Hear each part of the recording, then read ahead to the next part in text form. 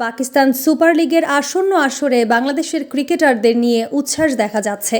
এবারের ড্রাফটে সেরা দুই ক্যাটাগরি প্লাটিনাম এবং ডায়মন্ডে জায়গা করে নিয়েছেন ৮ জন টাইগার তারকা। এই তালিকায় আছেন মাহমুদুল্লাহ রিয়াদ, তাসকিন আহমেদ, সাকিব আল হাসান এবং মুস্তাফিজুর রহমানের মতো অভিজ্ঞ ক্রিকেটাররা। প্লাটিনাম ও ডায়মন্ড ক্যাটাগরিতে স্থান পাওয়া ৮ বাংলাদেশি ক্রিকেটার হলেন মাহমুদুল্লাহ রিয়াদ, তাসকিন আহমেদ, সাকিব আল হাসান, মুস্তাফিজুর রহমান, হাসান মাহমুদ, তাওহিদ হৃদয়, তানজিম হাসান সাকিব, রিশাদ হোসেন।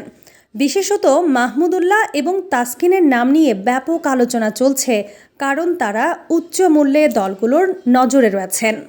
পিএসএল ড্রাফটের বিস্তারিত পাকিস্তান ক্রিকেট বোর্ডের তথ্য অনুযায়ী এবারে ড্রাফটে মোট ১৯ দেশের ৫১০ জন বিদেশি ক্রিকেটার নিবন্ধন করেছেন।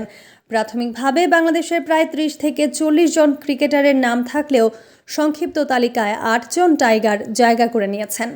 ড্রাফটের আগে ৬টি ফ্র্যাঞ্চাইজি তাদের রিটেইন তালিকা প্রকাশ করেছে। ইসলামাবাদ ইউনাইটেড, কোয়েটা গ্ল্যাডিয়েটর্স এবং লাহোর কালান্দার্স ৮ জন করে খেলোয়াড় রিটেইন করেছে। করাচি কিংস, মুলতান সুলতানস এবং পেশাওয়ার জালমি রিটেইন করেছে ৭ জন করে খেলোয়াড়। আগামী ১১ জানুয়ারি পিএসএলের প্লেয়ার্স ড্রাফট অনুষ্ঠিত হবে। ফ্র্যাঞ্চাইজিগুলো কোন বাংলাদেশি তারকাদের দলে টানে তা নিয়ে ভক্তদের মধ্যে তীব্র উত্তেজনা তৈরি হয়েছে।